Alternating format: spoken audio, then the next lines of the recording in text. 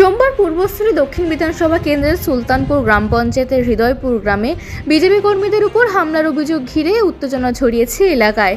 অভিযোগ, তৃণমূল কংগ্রেসের দুষ্কৃতীরা বিজেপির দলীয় পতাকা ও ফ্লেক্স ছিঁড়ে ফেলে এবং কর্মীদের উপর লাঠি ও লোহার রড নিয়ে হামলা চালায়। এই ঘটনায় অন্তত 3 জন বিজেপি কর্মী আহত হন।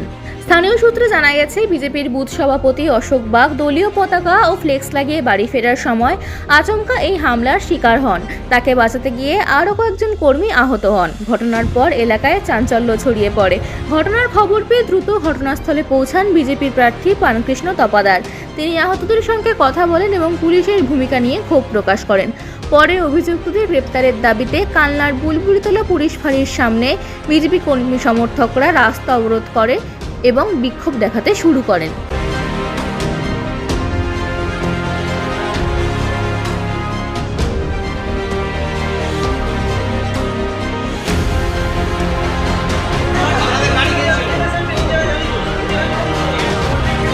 প্রায় 25 মিনিট ধরে চলা এই অবরোধের ফলে এলাকায় ব্যাপক যানজটের সৃষ্টি হয় এবং সাধারণ মানুষের মধ্যে ভোগান্তি বাড়ে।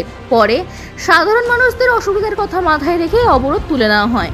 প্রাণকৃষ্ণ তপাদার অভিযোগ করেন, ঘটনার পরও পুলিশ সময়মতো ঘটনাস্থলে যায়নি। কয়েক ঘন্টার মধ্যে অভিযুক্তদের গ্রেপ্তার না করলে তারা পুনরায় রাস্তা অবরোধ করবে এবং বৃহত্তর আন্দোলনে নামবেন। এই ঘটনাকে কেন্দ্র করে এলাকায় রাজনৈতিক উত্তেজনা এখন তুঙ্গে। তবে এই অভিযোগ নিয়ে তৃণমূল কংগ্রেসের পক্ষ থেকে এখনো পর্যন্ত কোনো প্রতিক্রিয়া পাওয়া যায়নি।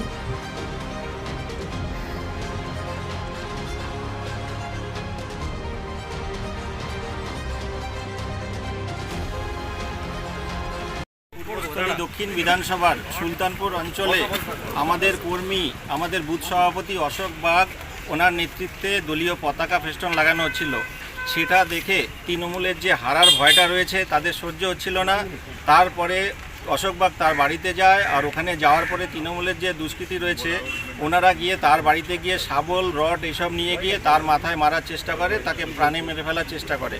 অশোক বাগ কী করেছেন, ওখান থেকে যেইভাবেই হোক ওখানে বেঁচে গেছেন, কিন্তু ওনার হাতে আর গলায় আঘাত লাগে। অশোক বাগ কোথায় আছেন?